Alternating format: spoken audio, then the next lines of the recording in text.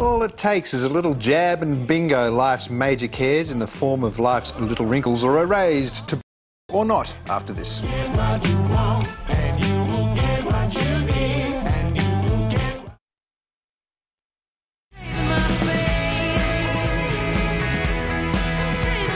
It's become a favourite cafe pastime, the modern game of spot the beauty. Has she or hasn't she? The forehead is so smooth. What happened to the crow's feet? Wait, look.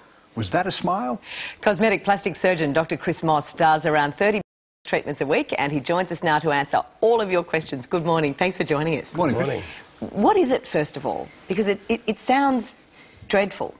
Well, what it is it's a purified protein, and it's injected with very tiny injections into a muscle that is contracting excessively. So that can be used for cosmetic benefit if the muscle is causing excessive wrinkles, or it can be used for medical benefit if, for instance, you have muscle spasms like in children who have cerebral palsy, or with people who have, spasms in the eyelid muscles. But the description of it as makes it sound like you've injected something, scary into your face. Is it safe? Well, that's right. Of course it's safe. I mean, it's been used now for over 20 years, and it's got an extraordinary track record of safety. There have been 15 million treatments of it performed.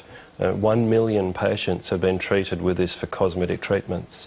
So it's got an extraordinary safety record. In fact, there have been 50 medical studies that have established its safety.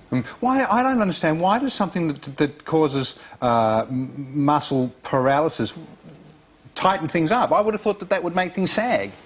Well, there's a lot of misconceptions. What it does is it relaxes the muscles, so it doesn't actually lift things. It's a bit of a sort of a technical thing, but if a muscle is pulling something down and you relax it, then the area raises. Ah, okay, so in the case of like frown lines... Exactly. So if you relax that part, then it actually lifts up. Then it can give you a mild lift. Obviously nothing like what you can get with surgery, but nevertheless it can give you an improvement. All right, what are the most common ones that you would perform, and why typically do people come to you? Well, because I'm a cosmetic plastic surgeon, so I specialise in cosmetic work, so I use it to complete the care of my patients who are having facelifts and facial rejuvenation surgery. And this has been fantastic because the surgery lifts and also reshapes, but the actually smooths the excessive muscle contractions. There's also a lot of people that I look after in their 30s and their 40s who don't need surgery, and this is great because we can then give them some smoothing of wrinkles and also prevent ageing without them having to move to surgery. So does it actually happen? Because you hear, so many young women going in and having cosmetic surgery, and yet they're beautiful, and you wouldn't you wouldn't think they would need it, but they're doing it as a fail-safe so that they don't get the wrinkles. Yeah. Does that work? My personal view is the whole idea of prophylactic cosmetic surgery. I don't believe that's a good idea. I believe you should only have surgery when you really need it. This is obviously not surgery. I mean, it's minimally invasive. It's a very, very quick, simple, safe treatment. Now, if somebody has a lot of wrinkles, if they're in the sun a lot, particularly if they work outdoors, it's actually got some good prophylactic benefits in preventing ageing. But my major indication is for people who've got a lot of frown lines between the eyebrows, lines across the foreheads, and crow's feet. It's not a nice name, but smile lines is a nice name. Yeah, that's a nicer way of putting it, isn't it? Yeah. How long does it last? And if you continually go back, do you run the risk of a kind of addiction to this? And does it eventually eliminate your individuality?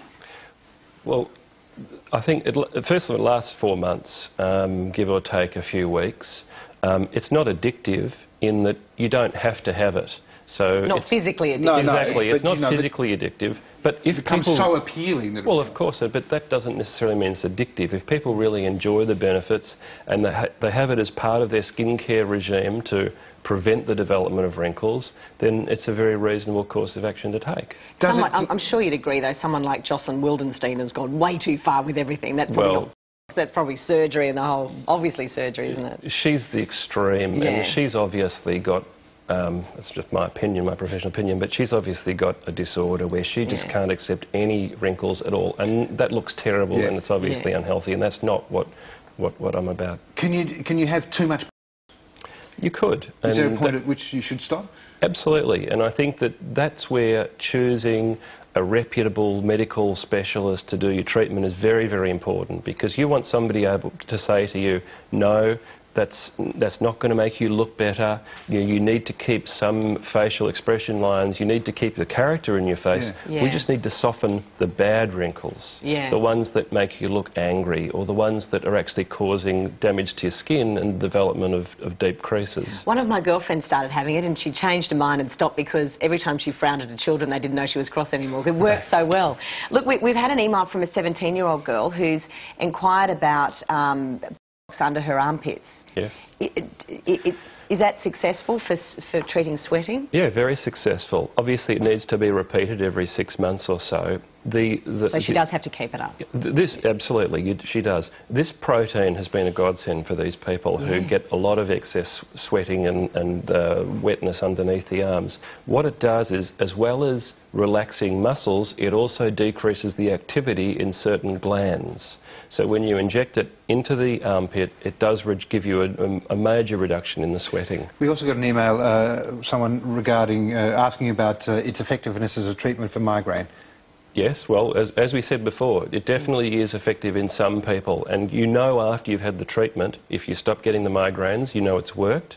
If you don't stop getting the migraines, well then your migraine's probably being triggered by another part of the body, and then it's not going to be a benefit. I think the benefits are amazing with kids with cerebral palsy. I mean, that you see extraordinary, children who are completely tightened up, and it does wonderful things for them, doesn't it? Yeah, absolutely. That was my first experience. It was more than 10 years ago, and we're using it at the Royal Children's Hospital to relax the muscles in the forearm so that kids who had hands that were clamped up could actually open them out more. Can you just put to rest some rumours? Let's take a look at a shot of Nicole Kidman. Has she had... Well, it's my professional opinion only. Obviously, she's not a patient, so I would never comment on a patient. But she looks to me as though she is using to smooth the forehead and to smooth the crow's feet area. Yeah, it looks very shiny, doesn't it? What about, we've got one more, just have a quick look at Kylie Minogue. Well, Kylie has got quite a smooth forehead, and she's got a very nice brow shape. A little bit of unevenness from side to side, which I think is pre-existing with her. So I'm not exactly sure that the brow arch is due to, but I think that her forehead, the smoothing, that is very consistent with. Yeah. All right. It's fascinating, Chris. Yeah, thank you so much for coming and talking to us. We really appreciate it. Time now to see what Marianne has on offer.